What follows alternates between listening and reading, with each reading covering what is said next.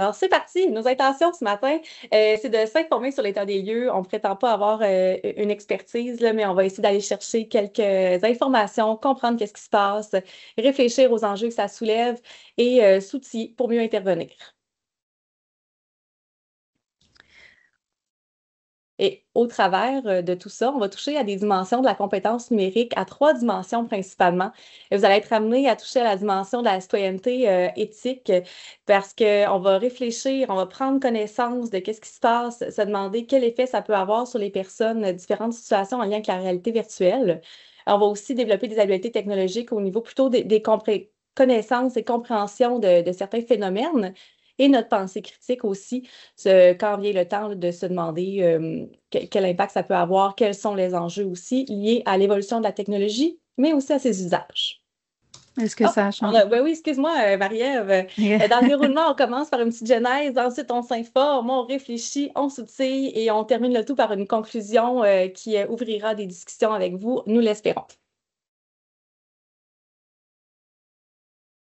Petite mise en garde, comme on l'a mentionné, on n'est pas des experts du sujet. On va parfois aborder des contextes avec des questionnements légaux, comment est-ce que les lois peuvent s'appliquer au contexte de la réalité virtuelle. Évidemment, nous ne sommes pas des juristes, avocates ou expertes du sujet, mais on a envie de quand même aborder le sujet pour défricher, pour entamer la réflexion, puis faire ce bout de chemin-là avec vous, puis peut-être même que vous allez nous amener d'autres cas à analyser et à étudier au fil des prochains mois, des prochaines années. Comment tout ça a commencé, la genèse? Peut-être même que c'est une personne parmi vous qui est l'auteur de ce déclencheur, de cette mise en situation. Il y a une TES qui a reçu des confidences d'un élève en lien avec son utilisation de la réalité virtuelle. Un élève qui passait beaucoup de temps sur différentes plateformes en ligne, puis il semblait vivre des expériences sexuelles. Et là, il parlait qu'il avait reçu des cadeaux, des accessoires, des capteurs de la part de d'autres utilisateurs pour bonifier son expérience de la réalité virtuelle. La TES, elle s'est posé des questions, elle s'est inquiétée un petit peu de la situation et elle s'est informée pour recevoir du soutien. Toute l'équipe de psychoéducation, on se sont assis ensemble, se sont rencontrés à ce sujet-là, mais personne n'avait de piste d'intervention. Je pense qu'on connaît très peu le monde de la réalité virtuelle en tant qu'utilisateur aussi d'un côté comme intervenant, comme pédagogue. Donc, on se pose des questions et c'est normal. Mais comme l'élève semblait être en contrôle de ses choix, c'est un peu la conclusion qui est ressortie de leur rencontre. Déjà, dans le clavardage, si vous voulez réagir, voir comment vous interpréteriez la situation, s'il y a des choses qui vous éveillent, des questionnements dans cette petite situation-là, vous pouvez réagir à l'instant. Puis, pour bien partir le tout, j'aimerais ça vous faire une petite démonstration. Je voulais avertir que le contenu suivant pourrait choquer. C'est une expérimentation qu'on avait fait l'année dernière, Marie-Soleil et moi. Donc, on avait mis les casques, on avait pris des casques des MetaQuest, dans le fond, et l'ordinateur pour aller dans Rec Room et essayer de trouver des salles, parce qu'on avait entendu parler qu'il y avait des salles un peu saugrenues. Donc, on avait essayé de vraiment chercher ces salles-là. Ça a été très, très facile, juste en écrivant le mot sexe là, dans l'outil de recherche pour trouver des salles. On a rapidement trouvé cette salle-ci, qui est en plus identifiée hashtag junior. Quand on identifie hashtag junior, ça veut dire que c'est censé cibler des 10 à 13 ans. Alors, comme vous voyez, quand on rentre dans cette salle-là, on peut se costumer avec des petits furries, des pénis. On peut interagir avec les autres joueurs et enregistrer le tout aussi. Donc, pour usage futur. Alors, ça a été vraiment là, très, très rapide. On n'a pas eu à faire des recherches phénoménales là, pour trouver ça. Donc, ça a vraiment là, suscité encore plus l'urgence chez nous de vraiment se pencher plus là-dessus, puis documenter un petit peu plus le phénomène pour informer justement le milieu de l'éducation là-dessus. Alors, quelles sont vos réactions? Qu'est-ce que cette démonstration que Marie-Ève vient de vous montrer suscite en vous? Avez-vous déjà entendu parler de cas similaires ou été témoin de cas dans ce genre-là, dans vos milieux? On vous laisse le temps d'écrire dans le clavardage. Ce serait intéressant de voir si c'est des cas très isolés ou si ça se passe, peut-être de plus en plus. Peut-être aussi qu'on en parle parce que c'est quelque chose qui est qui est inattendu aussi, qui nous brusque un peu dans notre quotidien, jamais vu, jamais entendu pour plusieurs. Il y en a qui ne sont pas nécessairement étonnés, Julien. En effet, puis je me suis posé la question hier, Marie-Ève, un peu trop tard pour que je t'écrive, donc je n'ai pas ajouté le graphique à la présentation, mais je me suis demandé s'il y avait une hausse des casques, de vente des casques de réalité virtuelle, d'utilisateurs, puis ou si ça avait stagné, si c'était peut-être une mode passagère. Il y a quand même une hausse assez importante là, d'année en année. Donc, Mhm. ça gagne toujours en popularité quand même. C'est un sujet qui risque d'arriver de plus en plus aussi dans nos écoles. Exactement. Puis en plus, là, les appareils tu sais, s'en viennent de moins en moins chers. Donc, tu sais, c'est comme acheter une console de jeu, comme un PlayStation. Donc, il y en a beaucoup. Il y a des parents qui achètent ça à leurs enfants, qui ont acheté ça à leurs enfants pour Noël, là. Oui, tout à fait. Et c'est ça. Donc, ça fait vraiment partie des appareils qui sont mis entre les mains des élèves, des jeunes, et qui sont quand même, somme toute, assez difficiles à surveiller. Geneviève mentionne qu'on se rend compte que nos enfants, nos jeunes vivent des expériences qui sont loin de nos propres références. Donc, c'est Mm. difficile d'intervenir. On n'est pas nécessairement informé, on ne comprend pas tout. Mais quand même, aujourd'hui, là, Marie-Ève, je trouve que ça va nous apporter des grands éléments de compréhension sur ce monde méconnu de notre part. Est-ce que vous voyez des défis aussi dans une intervention comme ça, outre le fait qu'on est peu informé, qu'on ne connaît pas nécessairement cette réalité-là? Est-ce que ce sont uniquement des jeunes qui vont avoir accès? C'est une bonne question, Mm. ça. C'est ça, on va en parler un petit peu plus tard. Mm. Mais non, Oui, puis je vole le punch, là, c'est non. il y a plein de plateformes, il y a plein de mesures de contrôle Ouais, aussi différentes, des âges conseillés différents d'une plateforme à l'autre aussi. La gratuité aussi d'une plateforme peut jouer sur exactement. ce qu'on y récolte comme données, ce qu'on y fait. Mhm. Un besoin de sensibilisation. Ça peut être un levier pour convaincre les parents réticents à l'éducation de la sexualité. Vraiment intéressant Oui, d'amener ce point-là. ah, j'aime ça. Oui, moi aussi. Puis Ouais, hey, c'est vrai que nous, on regarde ça, on se pose la question, on trouve ça loin de notre réalité. C'est encore plus loin de la réalité des parents, là, peut-être, qui n'ont pas ouais, accès à ce genre de formation-là.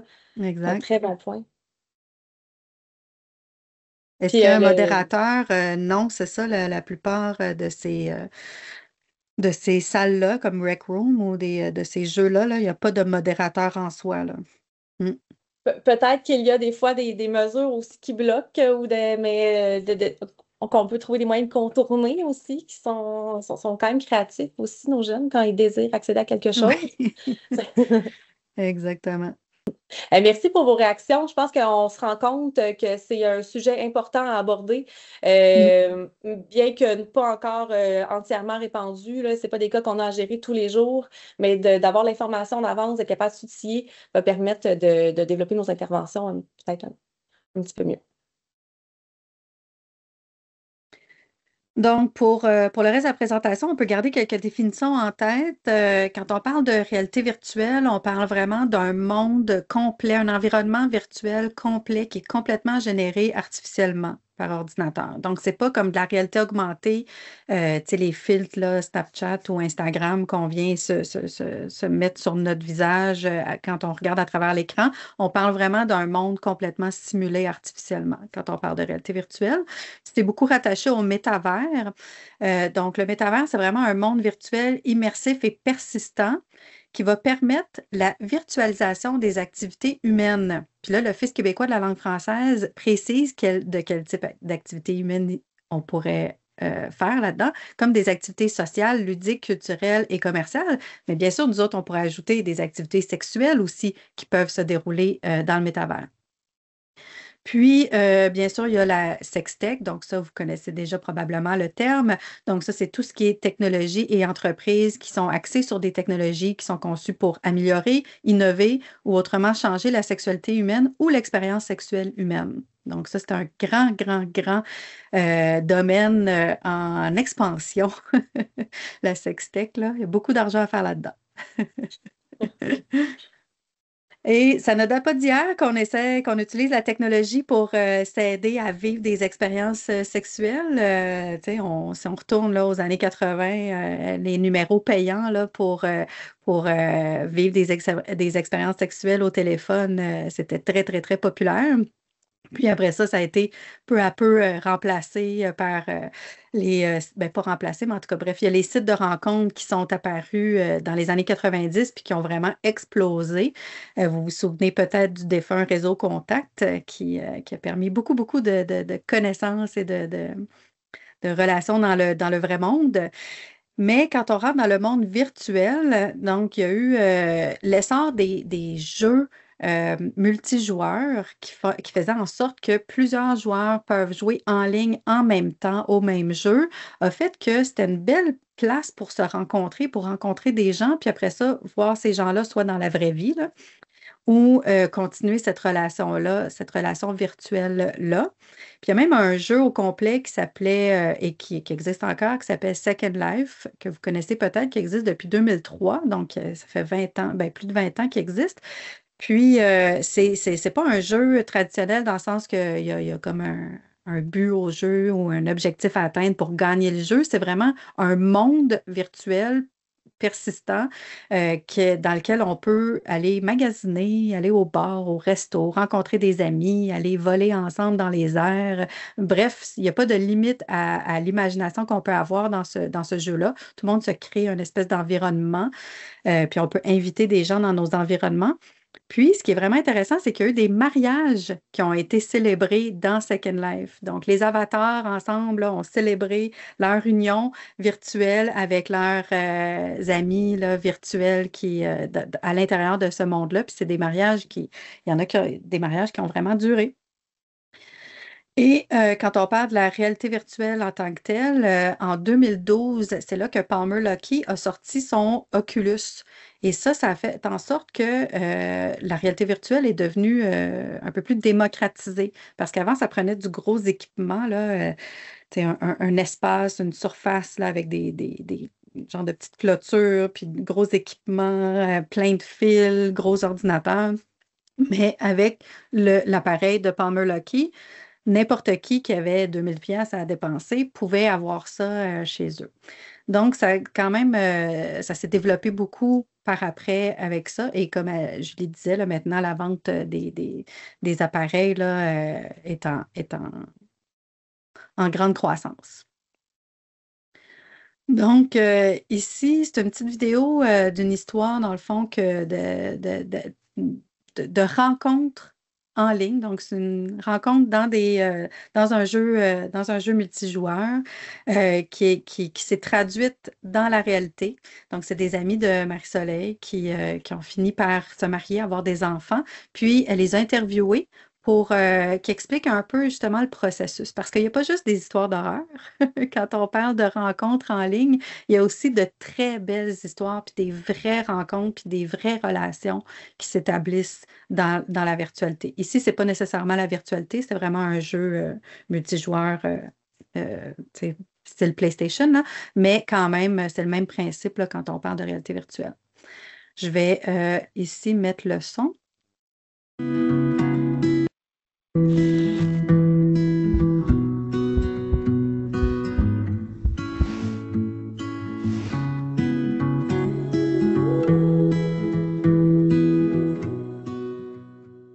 Commencer avec des forums de discussion tous les jours sur le serveur où on jouait. Il y avait une discussion qui c'était juste de tout et de rien. Et puis tous les jours, on rejoignait le nombre maximum de pages dans la discussion, c'était toujours les mêmes personnes qui ajoutaient des commentaires.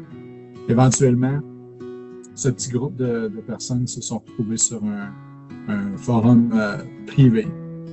Puis c'est là que c'était encore juste des gens qui jouaient à ce jeu-là. Mais vu que c'était un forum privé, les gens donnaient un petit peu plus d'informations, des photos et tout ça. C'est comme ça que ça a commencé. Kind of evolved from there to email. Back then, texting was not really a thing. éventuellement, tous les matins, il y avait c'était tout le temps juste bonjour, juste à elle. Puis, à un moment donné, c'est devenu des emails. Puis à un moment donné, c'est devenu assez sérieux pour qu'on décide qu'on voulait se rencontrer. I remember this picture of you on this little bike. Remember that? Yeah, I can't find it. I wish I could find that. And it guys, it kind of started from there, just making it more like a real person versus just your avatar, you know? And then you can start actually seeing the person behind the name. And I guess like when it was real was definitely when you saw the person, because you've been talking for 6 months about before he actually flew down. But then by then you kind of just are like, okay, everything that you have been told, everything that you think you know, it just validates it all right away. So you know, like immediately that, okay, he's basically who he said he was. All of this other stuff was true. And so it made it like, oh, it was almost instant. You don't want to say like love at first sight, but kind of, because you kind of knew the person then. Like the first time we met, we had months of history. Yeah. So, And you want to believe it. You want to be like, of course it's real. But then you've always got the little voice, maybe it isn't. I brought my mom with me to the airport, and she drove me over to see him. And I just remember him walking. And I was like, okay, this is who he said he was, walking towards me. So I think that's it. You know, that was kind of it. My dad came around. By the time he left, he was like, he loved him. He was like, this is the guy, I guess, compared to some other people that I had been seeing. Pour moi, comme j'ai dit, à l'aéroport, deux choses. Quand je l'ai serré dans mes bras, la première chose que j'ai remarqué, c'est que ses cheveux sentaient bon. Et puis qu'elle était encore plus belle qu'en photo.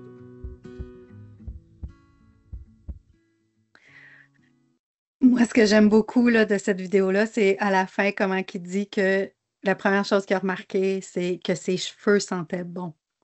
Tu sais, c'est vraiment associé là, les sens. Donc, pour la première fois, il vivait la relation qu'il avait avec cette fille-là, mais il la vivait vraiment avec tous ses sens. Parce qu'on s'en va, on voulait quand même amener un certain équilibre dans cette présentation, sans être alarmiste, montrer qu'il y a quand même des cas qui résultent de positifs. Puis aussi, j'aimerais souligner que c'est une réalité qui, là, on le voit avec des adultes, puis on a peut-être tendance à le voir de manière plus positive, surtout quand on voit le résultat un peu de cette relation-là avec une belle photo de famille et des enfants, là.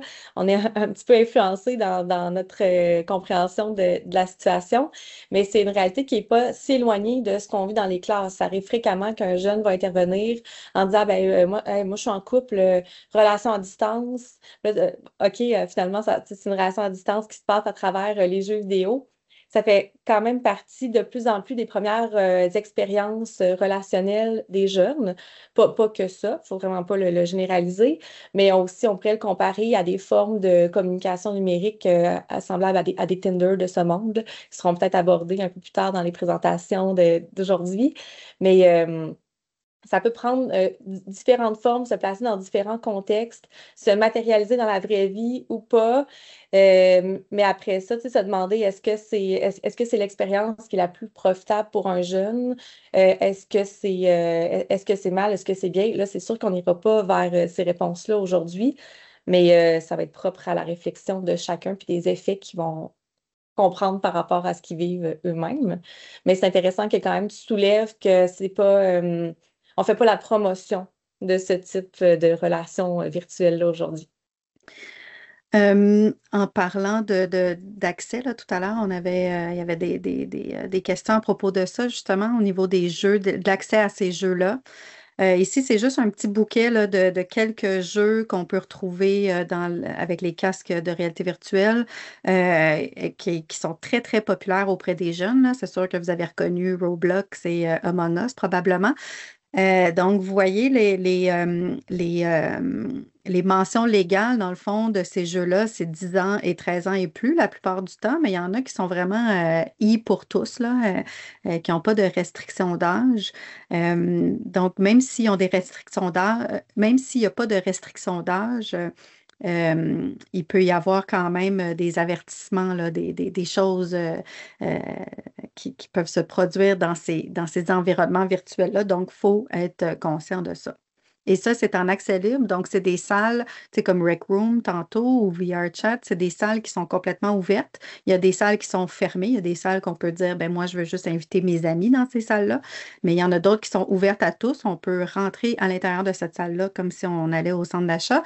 Donc, ça veut dire que oui, en effet, il peut se retrouver très facilement des adultes et des enfants dans le même espace virtuel.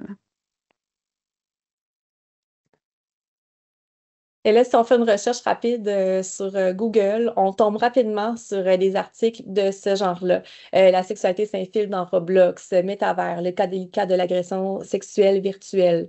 Des noms d'articles qui peuvent faire peur. Donc, on voulait quand même mentionner que oui, on va aller vers soulever des enjeux, mais on ne veut pas être alarmiste non plus aujourd'hui. Il y a quand même bien des jeunes qui utilisent Roblox et qui ne vivent pas forcément d'expérience en lien avec la sexualité ou d'enjeux, du moins, avec ces expériences-là. Tout à l'heure, dans le cas, au départ, on avait parlé que l'élève avait reçu de la part d'autres utilisateurs des accessoires. Donc, on parle bien sûr de sextech. Ces accessoires-là, ça peut prendre la forme justement de godemiché télécommandé, par exemple, que la personne qui lui a donné active à distance pendant qu'ils vivent ensemble une expérience sexuelle virtuelle. Ça peut être aussi complexe qu'un habit au complet. Donc, il y a beaucoup de technologies comme ça là, qui font en sorte que tout l'habit est recouvert de petits coussinets là, qui viennent se gonfler pour simuler le contact physique. Donc, comme ça, la personne qui porte le vêtement a l'impression vraiment de sentir là, une main ou quelque chose qui lui touche là, différentes parties du corps. Donc, il y a plusieurs types de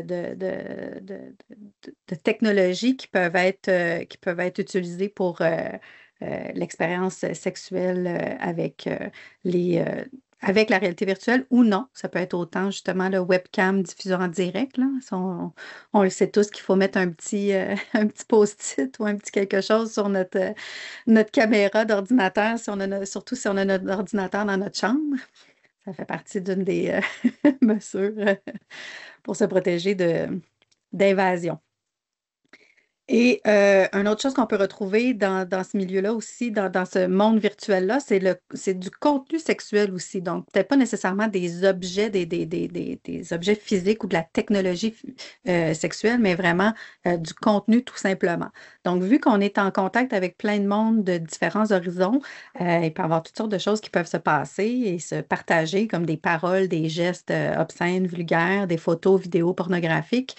Mais on peut aussi créer des objets 3D explicites, comme vous avez vu dans la vidéo, justement. On peut créer des pénis, etc. On peut simuler des actes dans la vidéo aussi. Là. On simulait des actes sexuels qu'on a enregistrés. Puis, bien sûr, des attouchements virtuels. Ça, on va en parler un petit peu plus dans quelques instants. Donc, c'est ça, je vais laisser jouer la vidéo pendant que le son, on n'en a pas besoin. Donc, on n'a pas besoin d'être dans la réalité virtuelle nécessairement parce qu'on peut faire ce type d'expérience-là dans la réalité. Il y a plusieurs expériences de ce genre qui existent. Il y a moyen de truquer le cerveau à penser vraiment que ce qu'il voit devant lui, les parties du corps qu'il voit devant lui, ça lui appartient.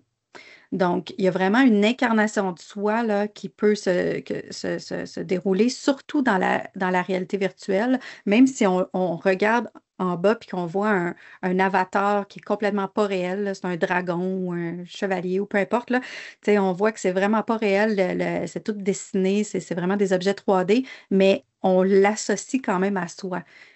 Et donc, c'est juste quand on associe le visuel au geste, le cerveau, il devient comme truqué, Puis il pense que même si l'expérience, elle est fausse, il vit, le cerveau vit l'expérience comme une vraie expérience physique qu'il a vécue. Et là, on vous apprendra rien, mais vous savez que nos jeunes sont en pleine construction identitaire. Donc, si on mélange tout ce qu'on vient de voir sur la sextech, sur les contenus possiblement visibles sur ces plateformes et le contexte de construction identitaire de l'adolescence, ben, on se retrouve avec des jeunes qui peuvent avoir ce désir d'explorer. Avec aussi un cerveau, des fonctions exécutives encore en développement, donc la gestion des inhibitions qui n'est pas complète. On a aussi des jeunes qui tentent de se construire une image corporelle positive, mais à travers des changements pubertaires. Donc là, dans le choix de l'avatar, il y a quelque chose qui se passe. Est-ce qu'on veut peut-être cacher certaines choses qu'on aime moins de soi? Il y a une relation qui se construit à travers tout ça par rapport à notre image corporelle. Puis il y a aussi toute l'exploration identitaire là, qui se déroule. Puis on pourrait imaginer un jeune qui, par exemple, explore son identité de genre par le biais d'un avatar. Donc, ça peut être aussi positif, ces explorations-là. Puis, quand on parle d'avatar, justement, les gens développent une espèce de relation avec leur avatar. La plupart des jeux très populaires permettent de personnaliser nos objets, que ce soit notre avatar ou notre auto ou peu importe, là. Les gens aiment beaucoup personnaliser leurs choses, surtout justement leur avatar. Puis, ils passent énormément de temps à personnaliser tout ça. Et donc, ça fait que ça devient comme un peu une extension de soi dans le monde virtuel. Alors, c'est normal que ces gens-là pensent que ce qui arrive à leur avatar, ça leur arrive à eux pour vrai. Tu sais, si leur avatar est touché, même si on voit l'avatar au loin, même si on n'est pas en train de porter l'avatar avec un casque virtuel, même si on regarde à la télé notre avatar en train de se faire attaquer par un autre avatar, on se sent réellement insulté. On a vraiment l'impression que c'est nous qui avons été attaqués. Mais Marie-Ève, beaucoup trop tard encore pour que je t'écrive hier, j'ai ajouté cette diapo parce que je Ah, trouvais c'est la parfait. citation vraiment intéressante, puis aussi l'effet Proteus. Là, je me suis dit peut-être que ça pouvait intéresser les gens qui sont avec nous ce matin. Euh, L'avatar permet de rendre l'identité très malléable, d'expérimenter une multiplicité d'identités, de mettre de l'avant même ce qu'on considère comme un soi idéal. Puis c'est intéressant de comprendre là, que c'est les choix qu'on fait dans la construction de notre avatar fait partie de notre identité, mais peut aussi influencer notre identité. Puis il y a l'effet Proteus, qui est inspiré du nom d'un dieu grec qui avait la capacité de se métamorphoser, qui est l'effet de l'influence de l'apparence de notre avatar sur l'individu. Puis on peut imaginer un avatar peut-être avec peu d'inhibition, très au corps sexualisé, c'est-à-dire que ça peut avoir une influence sur les comportements de l'individu au sein du jeu, mais éventuellement peut-être aussi au sein de la vraie vie, parce que ce qu'on expérimente dans le jeu, ce sont des vraies expériences qui viennent s'ajouter dans notre développement identitaire. Mais dans l'image qu'on a ici, c'est Léonard de Vinci. Puis ça a été démontré que si on prend entre autres l'avatar d'un génie, ça a un effet sur notre esprit créatif. Donc, ça peut aussi aller dans tous les sens, là, cet effet Proteus. Encore une fois, à nuancer. Super intéressant. C'est un bel ajout, Julie.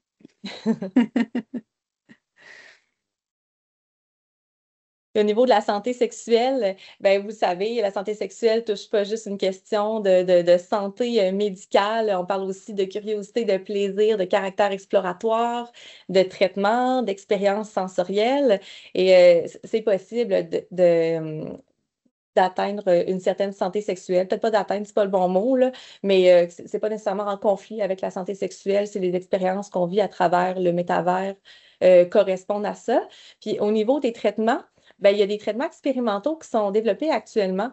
Puis la réalité virtuelle pourrait aider, entre autres, à surmonter des peurs, de l'anxiété, des problématiques liées à de la détresse psychologique, liées à des freins envers les plaisirs sexuels ou le bien-être sexuel. Donc là, je suis pas en train de dire d'essayer quoi que ce soit à la maison, mais dans certains contextes contrôlés, là, on est en train d'expérimenter comment la réalité virtuelle peut être utilisée comme un traitement. C'est ça, parce que là, on n'est pas face à des vraies personnes, là.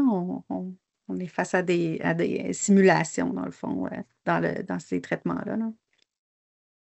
Oui, entre autres, on a avec l'aversion sexuelle, des troubles alimentaires aussi, ça peut Mm. être utilisé. Alors maintenant, dans la partie réflexion avec tout ça, donc là, on s'est informé, on a vu un peu c'est quoi le phénomène, comment ça peut se traduire en ce moment, qu'est-ce qui existe sur le marché. Donc, c'est quoi les risques et enjeux liés à tout ça? Donc, bien sûr, il y a le fait d'être peut-être exposé à du contenu inapproprié pour l'âge des jeunes. Il y a le fait aussi qu'ils ne comprennent peut-être pas nécessairement les événements qu'ils vivent. Donc, peut-être qu'ils vont vivre un événement sexuel sans nécessairement comprendre que c'est un événement sexuel qu'ils viennent de vivre, etc. Il y a le fait qu'ils sont en multijoueur, pardon, qui se retrouvent en multijoueur, ils peuvent se retrouver, comme je disais tout à l'heure, avec des gens d'âges différents, d'horizons différents, de langues différentes. Donc, il peut y avoir des incompréhensions, là, des traductions, de mauvaises traductions ou des incompréhensions au niveau de la langue aussi. Tout ça, ça peut jouer sur le sentiment de sécurité du jeune. Donc, ça peut faire en sorte, surtout si, mettons, le jeune a un appareil virtuel à la maison, il vit une mauvaise expérience virtuelle à la maison, bien, si, mettons, des enseignants veulent utiliser la réalité virtuelle en classe pour un projet de visite virtuelle, de musée ou je ne sais pas quoi, bien, peut-être que le jeune pourrait ne pas vouloir du tout porter l'appareil parce qu'il a vécu une mauvaise expérience. Donc, ça peut là, vraiment jouer dans les deux sens aussi. On a parlé de l'identité en construction. Vous connaissez peut-être le terme catfishing. Donc, le fait justement de se faire... Voyons, j'ai vraiment un chat dans la gorge ce matin. De se faire avoir en ligne en parlant à quelqu'un et cette personne-là n'est pas la personne à laquelle on pensait parler. Donc, ça peut être, on pense qu'on parle à un ado, un autre ado de 13 ans, puis finalement, c'est un vieux monsieur ou une vieille madame, peu importe. Il y a tout l'aspect aussi anonymat. Donc, le fait qu'on se nomme avec un nom de code, là, un pseudo, ça fait que c'est difficile de retracer les gens et ça fait aussi que il y a des gens qui se permettent des actions qui ne se permettraient pas normalement sous couvert d'anonymat. Et comme on a parlé tout à l'heure, justement, suite au clavardage, il y a un énorme manque de modération dans ces plateformes-là parce que c'est des plateformes qui sont ouvertes à tous, que tout le monde peut créer des salles, puis tout ça, inviter des gens.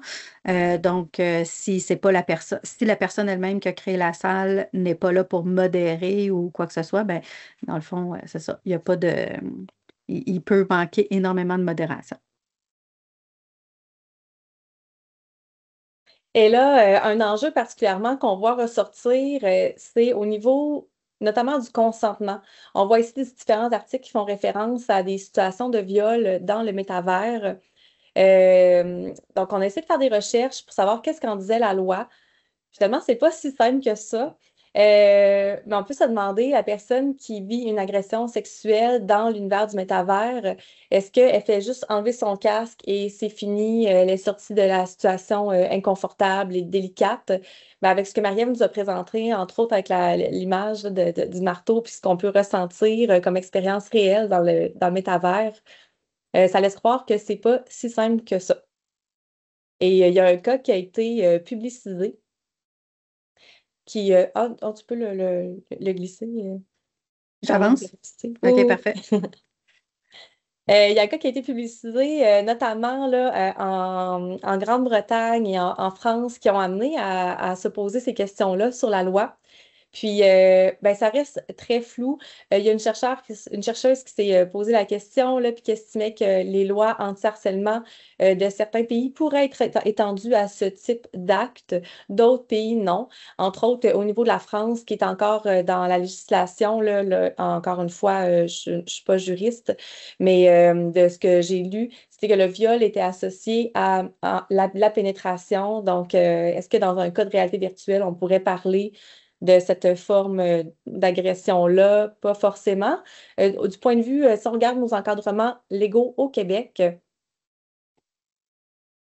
l'interprétation n'a pas été faite. Il n'y a aucune jurisprudence. Mais si on regarde, nous, avec notre œil critique, la loi, ce qui est actuellement, quand on parle d'agression sexuelle, on parle d'un geste qui est avec ou sans contact physique.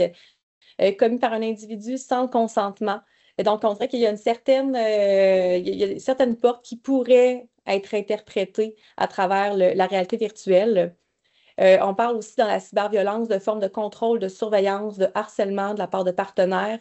Donc, il y a peut-être deux volets là, légaux qui pourraient se rattacher à ce qui est vécu dans les contextes de réalité virtuelle, mais il n'y a aucun cas québécois qui a été publicisé à ce sujet-là. Mais je ne sais pas si toi, tu as eu la discussion avec ton chum là, à propos de ça, là. Mais moi, avec mon mari, on a discuté de tout ce phénomène-là, justement, des gens qui avaient dit qu'ils avaient vécu des viols dans la réalité virtuelle. Puis, tu sais, il y a beaucoup de gens qui pensent que ce n'est pas un viol, que ce n'est pas une agression, que ça ne se compare pas du tout à une vraie agression parce que, comme tu disais, Julie, tu as juste enlevé le casque, puis tu mets fin à l'acte, tu sais. Mais c'est ça, c'est vraiment là, il y a vraiment c'est polarisant comme phénomène, là. Il y a vraiment des gens qui croient que ce n'est pas du tout une agression sexuelle, puis il y en a d'autres qui, tu sais, moi en tout cas, je trouve que pour avoir vécu moi-même, juste, j'ai pas vécu d'agression sexuelle, mais juste, il y a beaucoup de jeux justement que quand tu spawns, là, c'est quand tu prends vie dans le jeu virtuel, il y a des jeux comme ça où tu peux prendre vie n'importe où. Fait qu'il y a des gens qui peuvent prendre vie comme dans ta bulle, là, tout de suite à côté de toi ici. Puis là, c'est tellement étrange parce que tu as le casque, puis là, tu vois quelqu'un qui vient prendre vie juste à côté de toi, puis tu te sens agressé juste parce que la personne est tellement à proximité de toi, puis pourtant, elle n'est pas là. Elle n'est pas là du tout, là. Il n'y a pas de vraie personne à côté de toi, mais c'est ton œil, c'est ce que tu vois qui te donne cette impression-là. C'est vraiment intéressant ce que tu apportes, Marie-Ève. Puis oui, moi aussi, j'ai eu la discussion, puis on a tendance à peut-être vouloir banaliser là, ce qui est virtuel, mais quand on lit les expériences vécues, rapportées comme étant des agressions par les personnes, c'est quand même des témoignages touchants. Il y a Oui, des impacts psychologiques qui sont là. exact, exact. Lynn parle d'intention aussi, c'est ça, c'est quand la personne veut vraiment, euh, il y a dans les jeux, dans les jeux comme Fortnite, là, on peut aller soumettre quelqu'un. Tu sais, il y a des gens, il y a des gestes sexuels qui sont faits pour soumettre les gens. Tu sais, une fois que tu tues un autre joueur, tu viens par-dessus puis tu fais un geste sexuel pour encore plus le rabaisser, pour encore plus. Fait qu'il y a des gestes sexuels qui sont utilisés pour en tant que violence, là, en tant que vraiment, pas en tant que, pas pour le plaisir du joueur, mais vraiment pour faire violence à l'autre joueur. Puis là, on dirait que ça amène aussi un autre enjeu, là, l'utilisation de la sexualité, tu sais, pour montrer une forme de pouvoir, une relation de pouvoir dans un C'est jeu ça. vidéo, là. C'est Ouais, quand même ouais. il y a du sujet pour faire des doctorats, s'il y en a qui sont intéressés par ça. C'est ça. Bien des enjeux, mais qui sont encore nébuleux. Donc, on soulève des questions aujourd'hui, mais on n'y répond pas. On n'a pas Exact. l'expertise pour le faire. Là, au niveau de la sécurité, vous, dans vos contextes, si un jeune vous arrive avec une situation liée à la réalité virtuelle, quelles questions vous pourriez lui poser pour savoir s'il vit une expérience sécuritaire? C'était pour voir un peu, c'était surtout pour mettre la table pour la suite, justement, des outils. Qu'est-ce qu'on peut, c'est quoi les outils dont on peut, auxquels on a accès pour un peu encadrer le tout, justement. Puis quand on parle des appareils en soi ou des jeux en tant que tels, il y a différents paramètres, il y a des choses qu'on peut mettre en place, que le parent, comme tu disais, Lynn, justement, que le parent peut mettre en place là, pour protéger un peu mieux son enfant dans le monde virtuel. Par exemple, en premier, de créer un compte enfant en tant que tel avec Meta, parce que les appareils Quest appartiennent à Meta, on peut créer un compte enfant. Puis ça va déjà, dès qu'on crée un compte enfant, ça va déjà mettre en place toutes sortes de paramètres de sécurité en tant que tel. Ensuite, il y a la possibilité, souvent dans la plupart des jeux, de désactiver le chat. Comme ça, on n'est pas en discussion audio avec des gens, donc on ne peut pas entendre des gens nous dire des paroles vulgaires ou quoi que ce soit. La plupart des jeux permettent de bloquer ou de kicker out d'autres joueurs, donc des gens qui sont pas appropriés, là. Ou même de les signaler tout court, comme ça, ces joueurs-là deviennent bannis là, de la plateforme. De plus en plus maintenant, les différentes plateformes permettent de créer une bulle. Quand je disais tantôt que des fois, les jeux là, comme ça, le nouveau joueur, il apparaît, mais il apparaît juste à côté de toi ou il peut s'approcher très, très proche de toi puis justement simuler un acte qui vient de te toucher les parties. Mais ça a été rapidement documenté. Puis là, les jeux ont mis en place justement des espèces de barrières virtuelles qui font en sorte que les autres joueurs ne peuvent pas s'approcher d'un certain périmètre de notre avatar. Comme ça, il ne peut pas avoir de contact inapproprié. Il y a des gestes aussi, certains jeux, là, que dès qu'on fait un geste avec notre main ou quoi que ce soit, ça va, si on fait une main comme ça va bloquer le joueur qui est en avant de nous. Donc, il faut apprendre, on peut apprendre ces différents gestes-là qui sont reliés au jeu pour se protéger puis empêcher les autres joueurs d'entrer en contact avec nous. Les casques MetaQuest permettent de partager l'écran. Parce que là, tu sais, un des trucs qu'on utilise, qu'on dit aux parents d'habitude avec l'ordinateur, c'est mettez l'ordinateur dans le salon, mettez pas l'ordinateur, tu sais, laissez pas l'ordinateur dans la chambre où est-ce que vous voyez pas ce que votre enfant fait. Mettez l'ordinateur dans le salon, comme ça, tout le monde voit l'écran. Fait que l'enfant ne sera pas sur des sites inappropriés. Ben là, le problème avec le casque, comme ça, c'est qu'on ne voit pas ce que l'enfant voit. Donc, il faut partager l'écran. On peut soit partager sur une tablette ou on peut partager aussi sur une télé complètement. Donc là, on peut voir l'écran. Mais il y a aussi l'audio. Donc, si l'enfant met des écouteurs, on n'entendra pas ce qu'il entend, on n'entendra pas les gens avec qui il parle ou quoi que ce soit. Donc, ça aussi, ça peut être de dire à son enfant, non, tu allumes le volume, je veux entendre tes conversations. Et Meta, eux autres, ils ont mis vraiment en place là, un site complet pour la sécurité là, dans les quests, pour aider les parents à comprendre tout ça, puis à naviguer à travers tout ça, à voir c'est quoi les différentes mesures, les différentes mesures qui existent pour mieux protéger leurs enfants à l'intérieur du monde virtuel. Là, comme le mentionnait Lynn tantôt, à intervenir directement sur une situation liée à la réalité virtuelle, c'est assez niché. C'est peut-être pas une intervention ou un sujet qu'on aborde forcément en grand groupe. Quand on est un à un avec la personne, peut-être que ce serait intéressant de lui poser des questions comme un peu comme tu parles dans une posture je découvre je connais pas trop, mais quel avatar tu utilises? Ah oui, pourquoi tu fais ce choix-là? OK, est-ce que tu sais, dans la première mise en situation, là, il y avait quand même l'idée de cadeau aussi qui avait été soulevée. Ça, peut-être que c'est quelque chose qu'on peut demander, tu sais, le degré d'aisance, pourquoi on fait certains choix. Mais quand tu es en plus grand groupe ou qu'on pense plus largement, ben, c'est possible de réfléchir à ces enjeux sans même aborder directement le métavers, puis aborder peut-être plus largement des questionnements autour des comportements en ligne, penser à des habiletés d'autoprotection, de se questionner sur les données personnelles. Fait qu'il y a peut-être d'autres sujets aussi qui entourent le métavers là, qui vont venir chercher une plus grande partie de notre population d'élèves. Puis, on ramène ici le petit schéma de la citoyenneté à l'ère du numérique qui a été développé par l'équipe du récit développement de la personne. On a toujours 3 bulles, là. Une partie prendre conscience, une partie réfléchir et une partie agir. Dans la partie prendre conscience, on comprend. On essaie de comprendre des phénomènes, de savoir, de développer certaines connaissances ou connaître les moyens de prévention, entre autres, ce que Marie-Ève vient juste de nous montrer. Puis, comme le disait Lynn, en CCQ, on est amené à faire une collecte de données souvent. C'est peu compatible avec la sensibilisation. Par contre, les données qu'on offre à nos élèves, on peut les choisir. On a un pouvoir. On pourrait monter un dossier documentaire avec des éléments qu'on souhaite montrer plutôt que de les lancer dans l'univers du web. Quoi qu'on veut aussi les habiletés à faire ces recherches-là par eux-mêmes, à développer une autonomie. Mais quand même, on a une marge de manœuvre.